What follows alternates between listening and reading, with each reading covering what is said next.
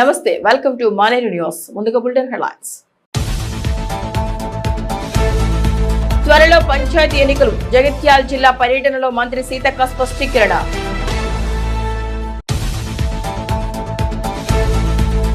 హనుమాన్ ఆలయాల స్వాముల సందడి, కాషాయమయంగా నగరం.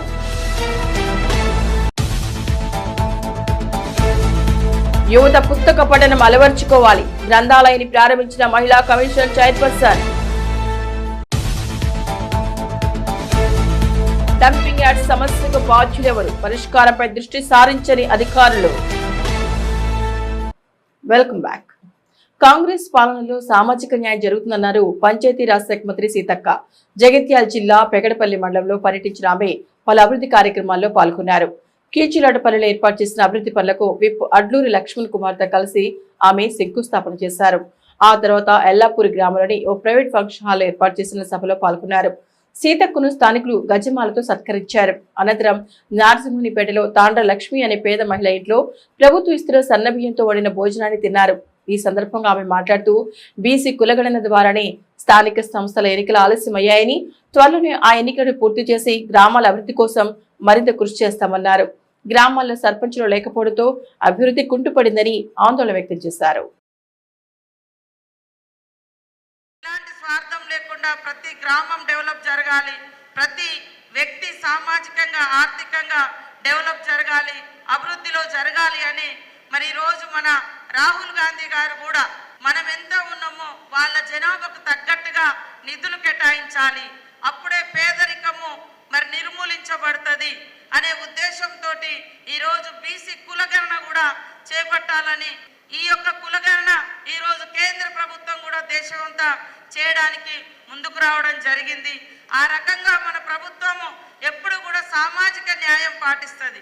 ఇంకా గ్రామాలు కలకల్లాడతాయి, ఇంకా రెగ్యులర్గా మీ అందరితో నేను ఇంటరాక్ట్ కావడానికి కూడా అవకాశం ఉంటుంది. కాబట్టి మీకు అందరికీ నేను ఎప్పుడు కూడా అభివృద్ధిలో మీకు అందుబాటులో ఉండి ఆడబిడ్డలాగా సహకరిస్తా, సేవ చేస్తా. ఆలయాలు జై హనుమాన్, జై శ్రీరామ్ నామస్మరణలతో మారుమోగుతున్నాయి. ఉదయం నుండి సాయంత్రం వరకు హనుమాన్ స్వాములతో సందడిగా మారాయి. పూజలు, భజనలు, సంకీర్తనలతో పాటు ఇతర సామూహిక కార్యక్రమాలతో ఆధ్యాత్మిక శోభ సంతరించుకుంటోంది. దేవాలయాలని కాషాయమయంగా మారి శోభాయమానంగా మారాయి. అన్న వితరణ, ఇతర ప్రత్యేక కార్యక్రమాల్లో ఐక్యతను చాటుతున్నారు స్వాములు. హనుమాన్ దీక్షా కాలం కొనసాగుతోంది. ఎర్రటి ఎండను సైతం లెక్క చేయక కఠోర దీక్షను ఆచరిస్తూ భక్తిభావాన్ని చాటుతున్నారు స్వాములు. కరీంనగర్ లో ఏ ఆలయాన్ని చూసినా, మరి ముఖ్యంగా హనుమాన్ ఆలయాలైతే కాషాయమయంగా దర్శనమిస్తున్నాయి. జ్యోతినగర్, మంకమ్మతోట, ప్రశాంత్ నగర్, భగత్ నగర్, బొమ్మకల్, పంచముఖ ఆంజనేయస్వామి ఆలయం, అల్గునూర్, ఇలా ఆయా డివిజన్లోని హనుమాన్ దేవాలయాలు స్వాములచే కిక్కిరిసిపోయాయి.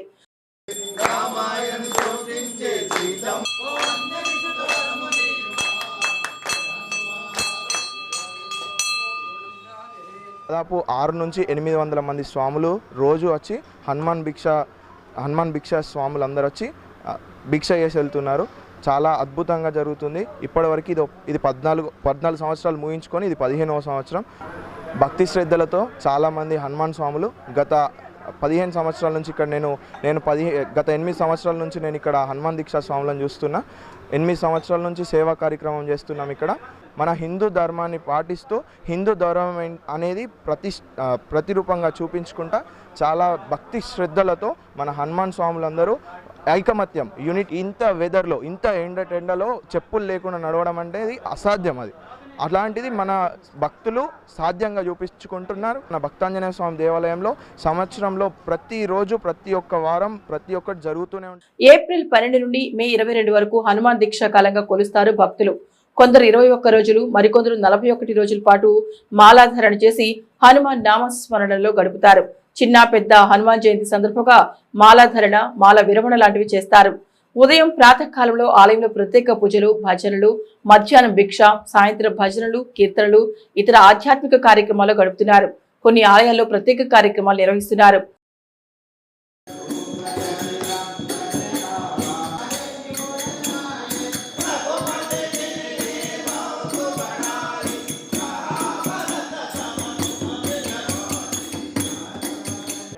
ఈ హనుమాన్ దీక్ష జరిగే ప్రోగ్రాం నికచ్చి ఎండాకాలంలో వస్తుంది. దానికి చాలా కఠోరమైన దీక్ష ఉంటుంది. పొద్దున అల్పాహారం కానీ సాయంత్రం ఏం తీసుకోరు.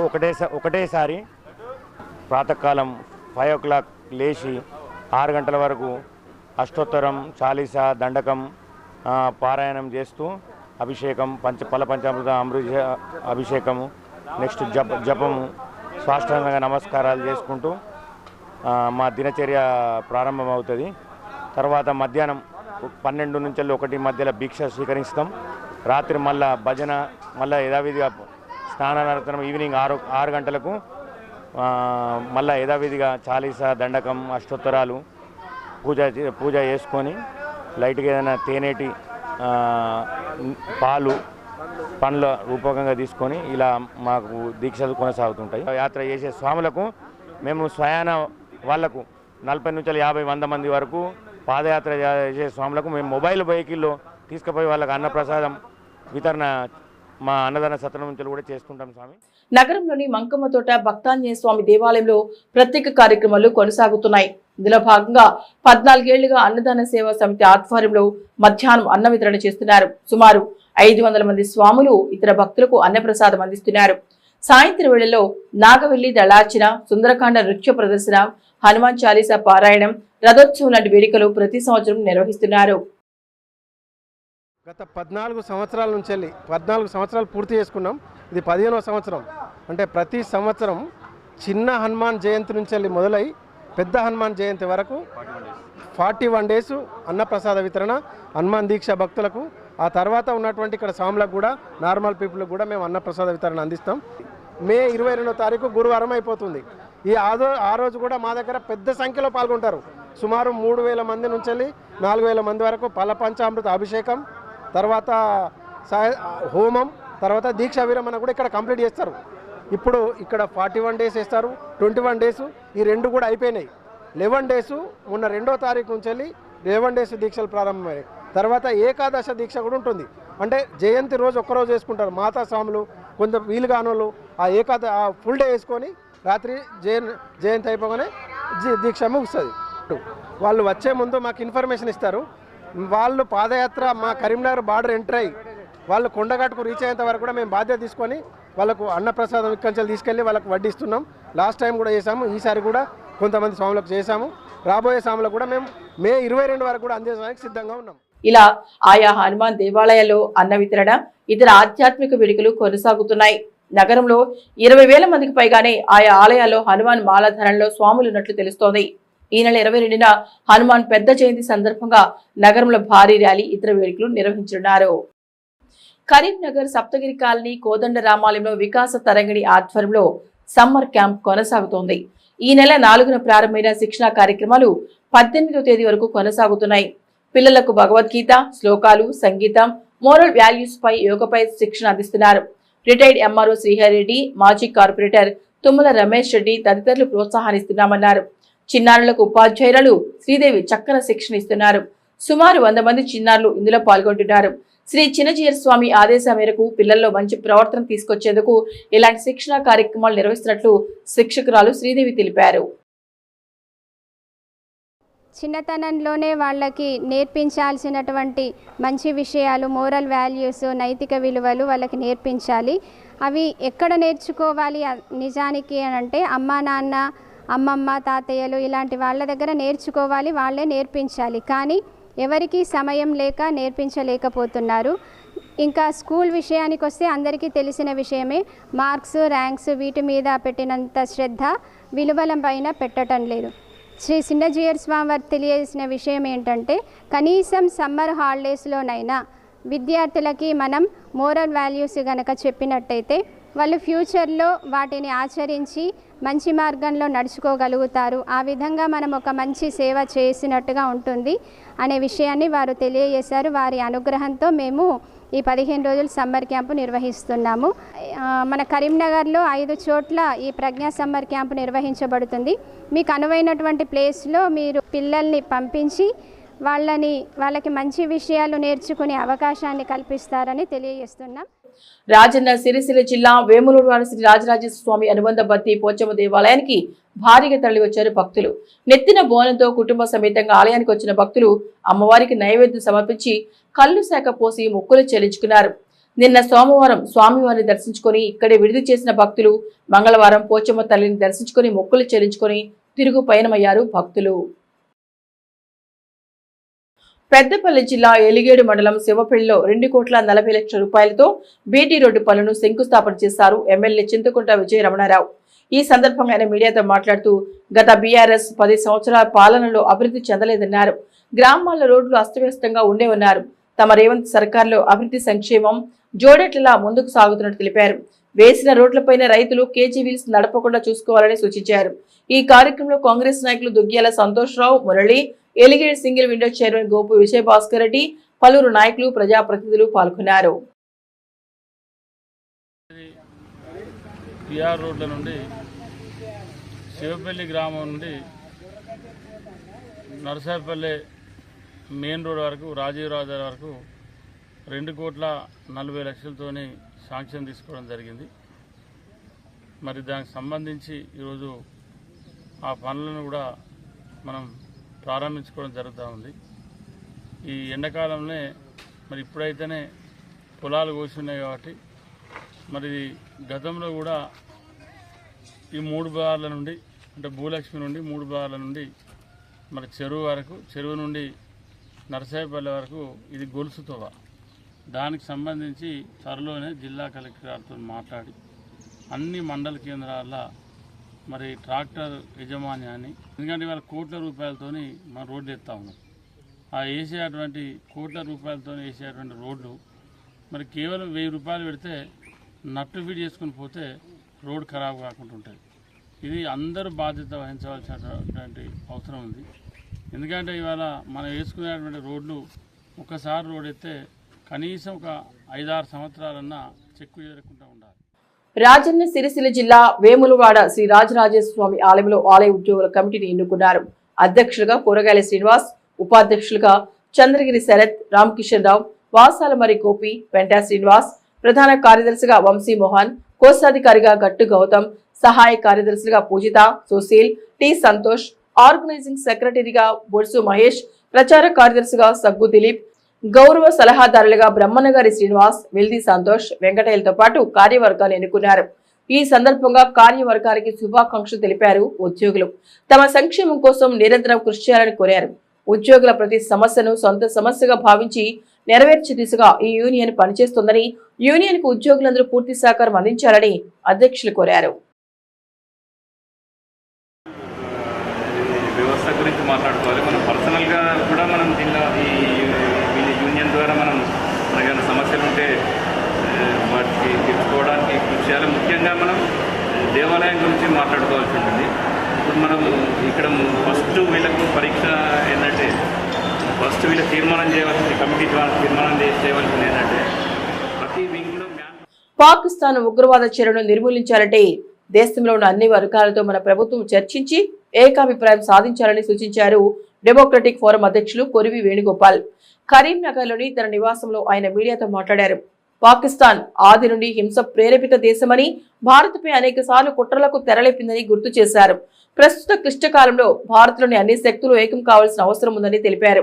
ఇందుకు కేంద్ర రాష్ట్ర ప్రభుత్వాలు అంతర్గత వైరాలను పక్కన పెట్టి దేశ ఐక్యతను చాటేలా నిర్ణయాలు తీసుకోవాలని సూచించారు.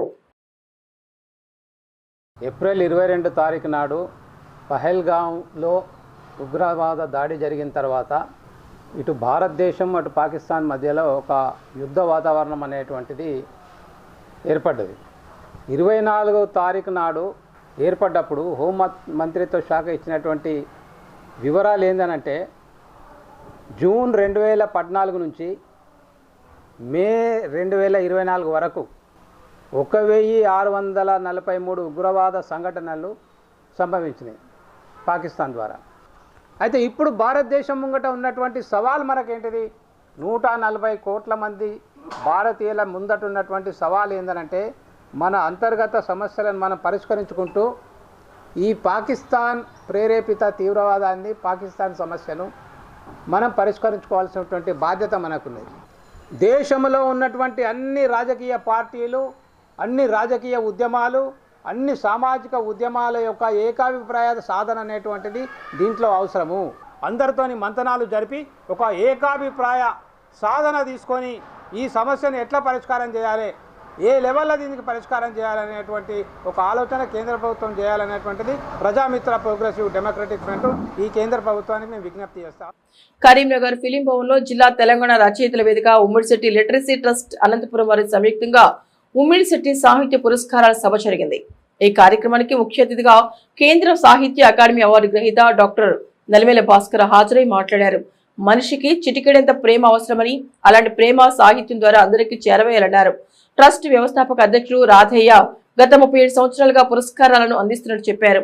విజయవాడకు చెందిన కవయిత్రి వైష్ణవశ్రీకి ఉమ్మడిశెట్టి సత్యదేవి సాహిత్య పురస్కారాన్ని, నెల్లూరుకు చెందిన కవయిత్రి సుధా మురళికి రాధయ్య కవితా పురస్కారం, వరంగల్కు చెందిన యువ కవి నందకిషోర్ కి ఉమ్మడిశెట్టి సతీష్ కుమార్ యువ పురస్కారాన్ని అందజేశారు.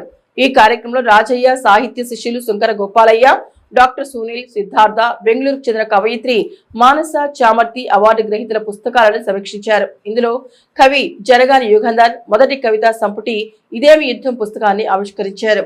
ఈ కార్యక్రమంలో కవులు గాజోజు నాగభూషణం, సివి కుమార్, అన్నవరం దేవేందర్, పెనుగొండ బసవేశ్వర్, పుప్పాల శ్రీరామ్, కందుకూరి అంజయ్య, డాక్టర్ స్వామి, తోట నిర్మలారాణి, పెనుగొండ సరసిజ, రామానుజం, సుజాత, నీలగిరి, అనిత, కవులు, రచయితలు పాల్గొన్నారు. చాలా సంక్షిప్తంగా 37 వసంతాల గురించి పిడికినంత సమయంలో వ్యాఖ్యానించడం అంటే చాలా కష్టసాధ్యమైనటువంటి విషయం. మానవ సమాజం యొక్క పరిణామాల్ని చాలా నిర్దిష్టంగా 37 సంవత్సరాల ఉమ్మడిశెట్టి అవార్డు సంపూర్ణంగా వ్యాఖ్యానించింది చెప్పడానికి నేను గర్వపడతాను. 23 సంవత్సరాలుగా ఆ అవార్డు ఎలా జరుగుతుంది, ఎలా నిర్వహిస్తారు అని చాలా దగ్గరగా చూశాను కాబట్టి నేను ఆ మాట చాలా గర్వంగా చెప్పడానికి నేను సాక్షిస్తాను. ఎందుకంటే ఉద్యమ సందర్భాలన్నీ ఎలా ఉన్నాయి, ఎట్లాంటి ఉద్యమ సందర్భాలు, అస్తిత్వ ఉద్యమాలు. కరీంనగర్ జిల్లా చిగురుమామిడి మండలం సుందరగిరి, గాగిరెడ్డిపల్లి, ఇందుర్తిలో పర్యటించింది సిపిఐ బృందం. దెబ్బతిన్న మామిడి తోటలు, వరి, కూలిన ఇళ్లు, రేకుల షెడ్లను పరిశీలించారు ఆ పార్టీ నాయకులు. ఈ సందర్భంగా సిపిఐ మండల కార్యదర్శి నాగిలి లక్ష్మారెడ్డి మాట్లాడుతూ మండలంలో వడగండ్ల వానతో దెబ్బతిన్న పంటలకు ప్రభుత్వం తక్షణమే నష్టపరిహారం చెల్లించి రైతులను ఆదుకోవాలని డిమాండ్ చేశారు. సుందరగిరి, గాగిరెడ్డిపల్లి గ్రామాల్లో సందమిడి మల్లయ్య అనే రైతు మామిడి తోట దెబ్బతిందని, ఇందుర్తిలో చింతపుల్ల నరేంద్రకు చెందిన వరి దెబ్బతిందని, సుందరగిరిలో గంగు కుమార్ చెందిన రేకుల షెడ్డు కూలిపోయిందని తెలిపారు. ఇలా ఇతర గ్రామాలను వడగళ్ల వానకు నష్టం వాటిల్లిందని వారిని ఆదుకోవాలని ప్రభుత్వాన్ని డిమాండ్ చేశారు. ఈ బృందంలో సిపిఐ జిల్లా కార్యవర్గ సభ్యురాలు గూడెం లక్ష్మి, తెలంగాణ రాష్ట్ర రైతు సంఘం జిల్లా అధ్యక్షులు కాంతాల శ్రీనివాసరెడ్డి, సిపిఐ మండల సహాయ కార్యదర్శి బూడిద సదాశివ, పైడిపల్లి వెంకటేష్, జిల్లా కౌన్సిల్ సభ్యులు ముద్రకోల రాజయ్య, తెలంగాణ రాష్ట్ర రైతు సంఘం మండల కార్యదర్శి గోలి బాపురెడ్డి, సుందరగిరి, గాగిరెడ్డిపల్లి గ్రామశాఖ కార్యదర్శులు ఎల్లగందుల రాజు, మంద ఎల్లయ్య పాల్గొన్నారు. కరీంనగర్ జిల్లా కొత్తపల్లి మండలం బద్దిపల్లి రైతు వేదికలో ఆచార్య జయశంకర్ వ్యవసాయ విద్యా విశ్వవిద్యాలయం పరిధిలోని కరీంనగర్ వ్యవసాయ పరిశోధన స్థానం ఆధ్వర్యంలో రైతు ముంగిట్లో శాస్త్రవేత్తల అవగాహన కార్యక్రమం జరిగింది. ఈ కార్యక్రమంలో జిల్లా కలెక్టర్ పమెల సత్పతి పాల్గొని మాట్లాడుతూ యూరియా విరివిగా వాడడం వల్ల భవిష్యత్ తరాలకు నేల పనికి రాకుండా పోయే ప్రమాదం ఉందని అన్నారు. సేంద్రియ ఎరువు వల్ల దిగుబడిలో అద్భుతమైన ఫలితాలు సాధించవచ్చని తెలిపారు. దుక్కి దున్నడం నుండి పంట కోత వరకు వ్యవసాయ శాఖ అధికారుల సలహాలు, సూచనలు తీసుకోవాలని అన్నారు. లాభాలు సాధించడంలో, నేల స్వభావాన్ని తిరిగి పొందడంలో పంట మార్పిడి విధానం ఉత్తమమైందని అన్నారు. వరికి మాత్రమే ప్రాధాన్యం ఇవ్వకుండా చిరుధాన్యాలు, పళ్ళు, పూల మొక్కలు, కూరగాయల పెంపకం వంటి వాటిని సాగు చేయాలని, తద్వారా అదనపు ఆదాయాన్ని కూడా పొందవచ్చని తెలిపారు. ఆరుతడి పంటలను సాగు చేయాలని సూచించారు. పంట వ్యర్థాలను కాల్చడం ద్వారా విపరీతమైన కాలుష్యంతో పాటు వృక్ష సంపదకు వాటిల్లుతోందని వివరించారు. చెట్లను కాపాడాలన్నారు. అనంతరం సాగు విధానానికి అవలంబించవలసిన పద్ధతులపై కరపత్రాలను విడుదల చేశారు. ఈ కార్యక్రమంలో జిల్లా వ్యవసాయ అధికారి భాగ్యలక్ష్మి, శాస్త్రవేత్తలు ఉషారాణి, మధుకర్ రావు, శ్రావణి, విద్యాభాస్కర్, మదన్ మోహన్ రెడ్డి, రాజేంద్ర ప్రసాద్ పాల్గొన్నారు.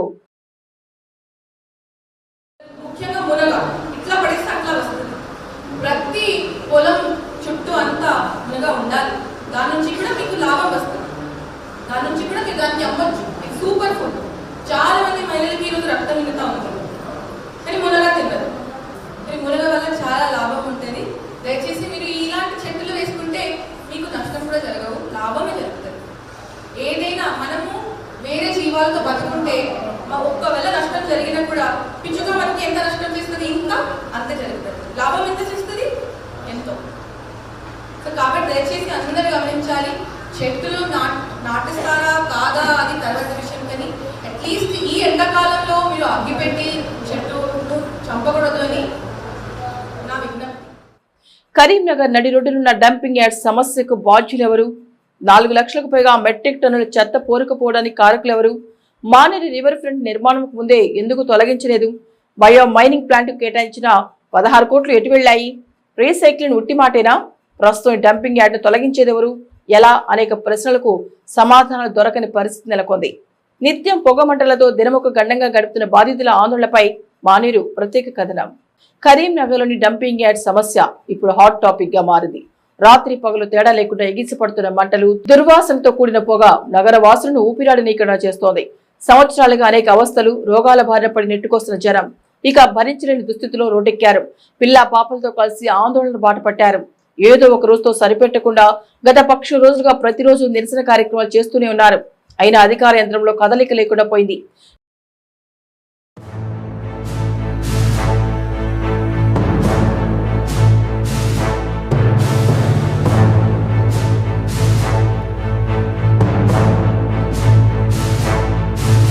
ఈరోజు ప్రతి కుటుంబం కూడా ఈ డంప్ యార్డ్ తోటి రొద్దున సాయంత్రం 24 గంటలు కూడా పొగతోటి ఆ కాలుష్య వాతావరణం లోపల ఆ గాలిని పీల్చుకొని చాలామంది బాధపడుతూ అనేక రకాలైనటువంటి వ్యాధులతో బాధపడుతున్నారు.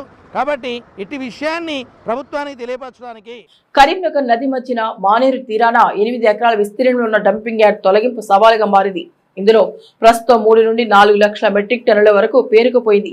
నిత్యం రావణ కాష్టంలో రగులుతూ మంటల చెలరేగుతూ దట్టమైన దుర్వాసనతో కూడిన దట్టమైన పొగ నగరంలో విస్తరించడం తీవ్ర ఆందోళన కలిగిస్తోంది.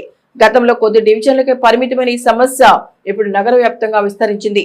దీని నియంత్రణకు గతంలో కంటి తుడుపు చర్యలు చేపట్టినా ఇప్పుడు సాధ్యంగా చేతులెత్తేశారు మున్సిపల్ అధికారులు.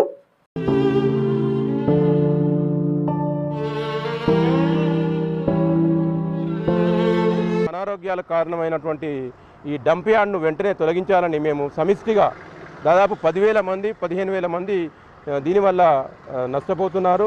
వాళ్ళ ఆరోగ్యాలు తీవ్రంగా దెబ్బతింటున్నాయి. కాబట్టి వేరే చోటికి తొలగించడం కానీ లేక రీసైకిల్ చేయడం కానీ ఎటువంటి కార్యక్రమం చేపట్టాలని మేము బలంగా కోరుతున్నాం.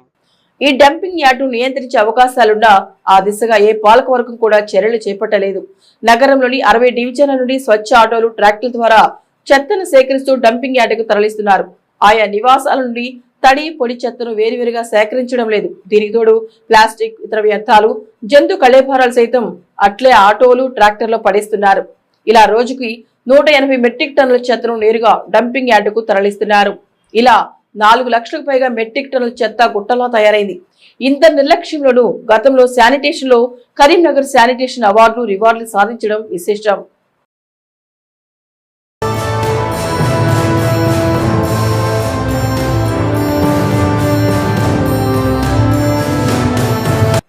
డంపింగ్ యార్డ్లోని చెత్తను తగ్గించేందుకు 2022 జూన్లో బయో మైనింగ్ ప్లాంట్ ను ప్రారంభించారు.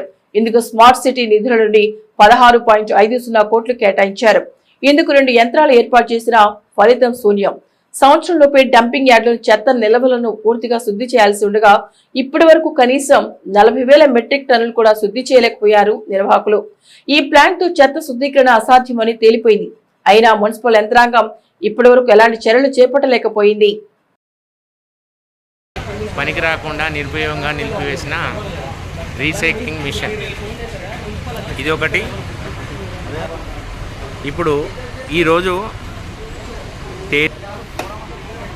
ఇక్కడ ఉన్న మిషన్ ఏదో నడుస్తలేదు. కనీసం దీనికి పవర్ సప్లై లేకుండా అన్ని మిషనరీస్ చూడండి, అన్ని స్విచ్లు వేసే ఉన్నాయి. కనీసం పవర్ కూడా లేదు దీనిలో. మెయిన్గా శ్వాసకోశ వ్యాధులు, చర్మ వ్యాధులు, కండ్ల మంటలు, నైట్ కానీ మార్నింగ్ కానీ వచ్చేటప్పుడు ప్రయాణికులు కూడా కళ్ళలో పొగజూరి మంటలు వచ్చేసి స్కిడ్ అయ్యి అడ్డం పడుతున్నారు. విపరీతమైన శ్వాసకోశలు. దీనికి శాశ్వతమైనటువంటి పరిష్కారం వెంటనే చేయాలి. దీనివల్ల కొత్త కొత్త క్యాన్సర్ అంటే ఎవరికి ఏర్పడినటువంటి తెలియనటువంటి ఎవరికి అంతుచిక్కనేటువంటి వ్యాధులు కూడా వస్తున్నాయి. కాబట్టి 2 పర్యాయాలు మున్సిపల్లో బీఆర్ఎస్ పాలక వర్గమే పాలించింది. రాష్ట్రంలోనూ ఆ ప్రభుత్వమే ఉండేది. పక్కనే 100 కోట్ల వ్యయంతో మానేరు రివర్ ఫ్రంట్ నిర్మాణం చేపట్టారు. రాష్ట్ర కేంద్ర ప్రభుత్వాలు స్మార్ట్ సిటీ పనులు చేపట్టాయి. సీఎం నిధులు ఇతర నిధులు సుమారు 2000 కోట్లు ఖర్చు చేసి అభివృద్ధి పనులు చేపట్టినట్లు గొప్పగా చెప్పిన అప్పటి పాలకులు ఈ డంపింగ్ యార్డ్ తొలగింపు, చెత్త నిర్మూలనపై ఎందుకు విస్మరించారనే దానిపై సర్వత్రా విమర్శలు వెల్లువెత్తుతున్నాయి. ప్రతి కాలం వర్షాకాలం వచ్చినా, చలికాలం వచ్చినా, ఎండాకాలం వచ్చినా ఒక్కొక్క ప్రాబ్లమ్స్ను ఎదుర్కొంటున్నాం. వర్షాకాలం వస్తే దుర్గంధంతో, వాసనతోటి ఊపిరితిత్తులు ఖరాబ్ అయ్యేటువంటి పరిస్థితి. చలికాలం వస్తే దాంట్లో నుంచి దోమలు కానీ, డెంగ్యూ జ్వరాలతోటి మేము చాలా హాస్పిటళ్లలో అడ్మిట్ అవుతున్నాం. ఎండాకాలం వస్తే అందులో వేసే చెత్త కూడా మంట మండి ఆ మంటతోటి పొగ, దుమ్ము, ధూళి. డంపింగ్ యార్డ్ తొలగింప, చెత్త నియంత్రణ ప్రస్తుతం ఏదో ఒకటిని ఎంచుకుని యుద్ధ ప్రాతిపదికన చర్యలు చేపట్టాల్సిన అవసరం ప్రభుత్వంపై ఉంది. కరీంనగర్ మున్సిపల్ కార్పొరేషన్ కి ఇన్ఛార్జ్ చైర్పర్సన్ గా జిల్లా కలెక్టర్, కమిషనర్ గా మరో ఐఏఎస్ అధికారి ఉన్నారు. డంపింగ్ యార్డ్ తొలగింపుపై రాష్ట్ర ప్రభుత్వానికి ప్రతిపాదనలు పంపి శాశ్వత పరిష్కారానికి చర్యలు తీసుకోవాల్సిన అవసరం ఎంతైనా ఉంది. లేని పక్షంలో ఆందోళనలు మరింత ఉధృతమయ్యే అవకాశాలున్నాయి. విద్యార్థులు, యువతరం పుస్తక పఠనాన్ని అలవర్చుకోవాలని, తద్వారా జ్ఞానం పెంపొందుతుందని తెలంగాణ రాష్ట్ర మహిళా కమిషన్ చైర్పర్సన్ నేరెళ్ల శారద అన్నారు. కరీంనగర్ జిల్లా రామడుగు మండలం వెదిరా గ్రామంలోని జిల్లా పరిషత్ ఉన్నత పాఠశాలలో గ్రంథాలయాన్ని జిల్లా కలెక్టర్ పమేలా సత్పతి, చొప్పదండి ఎమ్మెల్యే మేడిపల్లి సత్యంతో కలిసి ప్రారంభించారు. ఈ సందర్భంగా చైర్పర్సన్ నేరెళ్ల శారద మాట్లాడుతూ జీవితాన్ని చక్కగా మలుచుకునేందుకు పుస్తకం ఉపకరిస్తుందని అన్నారు. ఆడపిల్లలు, మహిళలకు ఎటువంటి ఆపద వచ్చినా కుటుంబ సభ్యులుగా సాయం చేస్తారని తెలిపారు. జిల్లా కలెక్టర్ పమేలా సత్పతి, చొప్పదండి శాసనసభ్యులు మేడిపల్లి సత్యం మాట్లాడుతూ పుస్తక పఠనాన్ని అందరూ అలవర్చుకోవాలని, చెడు దుష్పరిణామాలను పుస్తక పఠనంతో దూరం చేయవచ్చని అన్నారు. అనంతరం వెదిరా గ్రామానికి చెందిన కోరుకొండ పల్లవి, ప్రణితలు ఇంటర్లో రాష్ట్ర స్థాయిలో అత్యుత్తమ మార్కులు సాధించడంతో వారిని సన్మానించారు. లైబ్రరీ ఏర్పాటు చేసిన కేరళకు చెందిన విద్యార్థిని ఆకర్షణను సత్కరించారు. ఈ కార్యక్రమం సుడా చైర్మన్ కోమటిరెడ్డి నరేందర్ రెడ్డి, జిల్లా సంక్షేమ అధికారి సరస్వతి, తహసీల్దార్ Rajeshwari, MPDO Rajeshwari, MEO Venukumar, market committee chairman Tirumala Tirupathi, ప్రధానోపాధ్యాయులు రాజమౌళి పాల్గొన్నారు. కలెక్టర్ గారు ఉన్నప్పుడు తప్పకుండా మనమంతా దాన్ని ప్రోత్సహిస్తూ అభినందించాల్సిన అవసరం ఉంది. ముఖ్యంగా పిల్లలకు అన్ని సబ్జెక్టులలో మరి చదువు ద్వారా అన్ని రకాల పుస్తకాలు చదవడం ద్వారా మరి ఎంతో నాలెడ్జ్ ఇంప్రూవ్ అయ్యి, అదేవిధంగా మరి ఒక పాఠ్యాంశాలు కాకుండా మిగతా అన్ని సబ్జెక్టుల మీద అవగాహన ఉంటే రాబోయే రోజుల్లో తప్పకుండా కాంపిటీషన్స్ ఎగ్జామ్స్లో కానీ మరి అన్నిటిలో మంచి అవకాశాలు లభించే అవకాశం ఉంటుంది. కాబట్టి ఆ దిశగా మరి లైబ్రరీని తీర్చిదిద్దడానికి సహకరిస్తున్నటువంటి వీళ్ళకు, ఈ సంస్థకు ప్రత్యేక అభినందనలు తెలియజేస్తూ, ఈ కాలంలో ఎవరు అసలు లైబ్రరీకి వెళ్ళి బుక్స్ చదువుతున్నారు అనేది, లైబ్రరీకి వెళ్ళి మన పిల్లలు బుక్ చదవాలన్నా కానీ మనం ముందుగా వాళ్ళని లైబ్రరీ అనేది ఏంటి పరిచయం చేయాల్సిన అవసరం ఉంది. మన తరం వరకంటే లైబ్రరీ అనేది ఒకటి ఉంటుంది, కథల పుస్తకాలు ఉంటాయి, ఫిక్షన్ స్టోరీస్ ఉంటాయి, ఇంకా రకరకాల పుస్తకాలు ఉంటాయి. ఒక జీవితంలో, ఒక మనిషి జీవితంలో ఒక గురువు స్థానాన్ని ఒక పుస్తకం తీసుకోగలదు. అయితే మాత్రం మనం ఎలా ప్రవర్తించాలి, మనం ఒక మంచి వ్యక్తిగా ఎలా ఎదగాలి, మన జీవితాన్ని ఏ రకంగా మర్చుకోవాలి అనేటువంటిది ఆ పుస్తకము ఆ జ్ఞానాన్ని మనకి ఇస్తుంది. కాబట్టి ఇది సమ్మర్, ఈ సెలవులలో మీ ఫోన్లని పిల్లలు మిమ్మల్ని ఇబ్బంది పెట్టొద్దని ఫోన్ చేతికి ఇచ్చేస్తే ఫోన్లో ఏం చూస్తున్నారో కూడా మనకు అర్థం అవ్వదు. అదే ఏదో చూస్తూ ఉంటారు, ఏదో వస్తుంది, అది ఏంటో కూడా తెలియదు పిల్లకు. అది చూడడము. వెదిరా గ్రామంలో ఆకర్షణ ఫౌండేషన్ ద్వారా ఇక్కడి పాఠశాల లైబ్రరీకి బుక్స్ డొనేట్ చేస్తున్న సందర్భంగా వారికి మనస్ఫూర్తిగా నేను శుభాకాంక్షలు తెలియజేస్తున్నా. ఇప్పుడు ఈ ప్రజెంట్ యుగంలో పుస్తకాలు చదవడం చాలా తక్కువై, సెల్ ఫోన్ యూసేజ్ కానీ ఇంకా ఇతరత్ర ఎలక్ట్రానిక్ డివైజెస్ యూసేజ్ ఎక్కువైపోయింది. మళ్ళీ పుస్తకాలు చదివే ఆసనమైంది. ఎందుకంటే ఒకసారి పుస్తకాలు చదవడం అలవాటు అయితే మనకెంతో నాలెడ్జ్ వస్తుంది, మనకు ఆ లోన్లీనెస్ అనేది ఒంటరితనం అని పోతుంది. పుస్తకాలు ఏ వయసులో ఉన్న వాళ్ళు కూడా ప్రతి ఒక్కరు కూడా ఒక హాబీగా అలవాటు చేసుకొని పుస్తకాలు చదివినట్టుంటే మనం అనేకటువంటి సమాజంలో చెడు దుష్పరిణామాలకు దూరంగా ఉండే లైబ్రరీ, రెండవ లైబ్రరీ తను ఓపెన్ చేయడానికి సిద్ధంగా ఉంది. ఈ మంచి పని కోసం తను మన జిల్లాలో వెదిర గ్రామం ముఖ్యంగా ఒక ప్రభుత్వ పాఠశాల చూస్ చేసినందుకు తనని ధన్యవాదాలు తెలియజేస్తున్నాం. తన తల్లిదండ్రులు అందరికీ కూడా అంటే హ్యాట్స్ ఆఫ్ టు యూ. ఎంత మంచి అమ్మాయి, మీరు మంచి సంస్కారం ఇస్తూ చదువుతో పాటు ఇంత మంచి సంస్కారం, ఇంత మంచి మనసా ఇచ్చి తయారు చేసినందుకు మిమ్మల్ని కూడా అభినందిస్తున్నాము. ఒక వెదిర గ్రామంలో, లేకపోతే ఒక కరీంనగర్ జిల్లాలో, ఒక తెలంగాణ రాష్ట్రంలో ఉన్నాము. దాన్ని దాటి ఒక సమాజం ఎట్లా ఉంది, ఒక ప్రపంచం ఎట్లా ఉంది మాకు తెలియదు. కానీ ఎవరైనా చదివిన వాళ్ళు ఉంటారు, ఎక్కువ బుక్స్ చదువుతూ ఉంటారు. ఖచ్చితంగా ప్రపంచంలో ఏం జరుగుతుంది, ఎలా జరుగుతుంది అనేది వాళ్ళకి అన్ని రకంగా సమాచారం, జ్ఞానం ఉంటుంది. ఇక బులెటిన్ ముగించే ముందు హెడ్లైన్స్ మరొకసారి. త్వరలో పంచాయతీ ఎన్నికలు, జగిత్యాల జిల్లా పర్యటనలో మంత్రి సీతక్క స్పష్టీకరణ.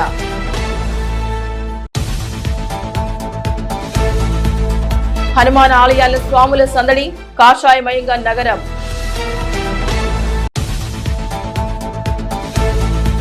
యువత పుస్తక పఠనం అలవర్చుకోవాలి, గ్రంథాలయాన్ని ప్రారంభించిన మహిళా కమిషన్ చైర్పర్సన్. డంపింగ్ యార్డ్ సమస్యకు బాధ్యులెవరు, పరిష్కారంపై దృష్టి సారించని అధికారులు. ఇవి మానేరు న్యూస్ బులెటిన్ విశేషాలు. నమస్తే.